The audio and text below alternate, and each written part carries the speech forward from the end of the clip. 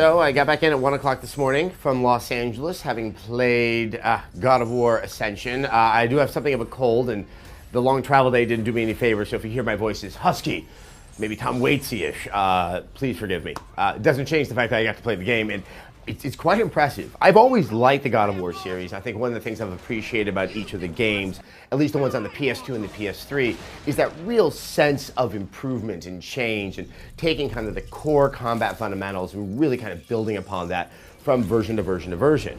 I was skeptical about Ascension coming in. The large amount of focus being placed on the multiplayer made it seem that maybe it was something of a lesser game, and the single player that's always been the hallmark, really, all that's available for the franchise was somehow going to suffer. I no longer have those feelings after playing God of War Ascension. The beginning of the game, which is what we played, I would say maybe about the first 25 minutes, is consistent and really is the best I've seen of those massive, big, surprising, just kind of operatic openings that the game offers up. It is a prequel. You play Kratos. You've been imprisoned by the Furies because you're a bad, bad man. And this prison, I'm blanking on the Greek creature's name, but it's pretty much a 100-armed beast that fought with the Titans. And so you're on, once again, but probably the most effective I've ever seen, a moving, living level. And the way that the game plays with it is so much fun. There's camera moves that, from a technical perspective, really, I don't know how they pulled it off, but the dramatic effect that it really gives, the moments when the camera's pulling back, when the camera's pulling down, it helps draw your eye to the absolutely wondrous animations of both the Fury and the creature that you're fighting against throughout the level. And it's just, it really kind of says, hey, we're here now. And the best part is, it feels distinct from the other three God of War games. The lighting, the textures, and the color palette are very, very different.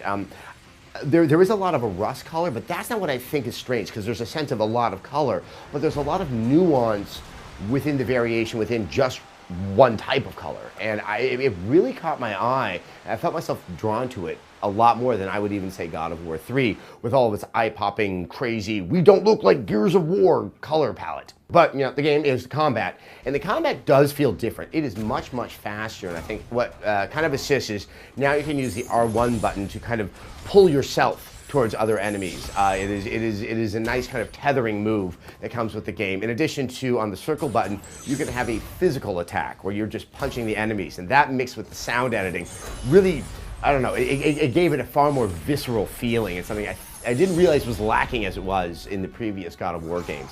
In addition, you can pick up weapons dropped by other enemies, and it gives a nice variance to what's happening in the game, because what I really do like that's happening in God of War is that you're going to stay with the blades. You can pick up these random weapons throughout, but the blades, it sounds like that they're going to have fire, they're going to have ice, but that moveset, those weapons that you tend to spend hours with in the other God of War games, are all you're going to have. I never understood the addition of new weapons after you've gotten the muscle memory and the style and how you like to play with the blades, why you would try to switch over to something else. It really seems that logic's finally descended upon the franchise. At the end of the day, it is God of War. It probably will not be the most groundbreaking game we're going to have this year, but it's always been a fun game to me, and one I've always gotten myself into, but I wouldn't want to have to do the same thing from iteration to iteration to iteration, and it seems like they've changed things up, at least in the beginning, to keep me very interested.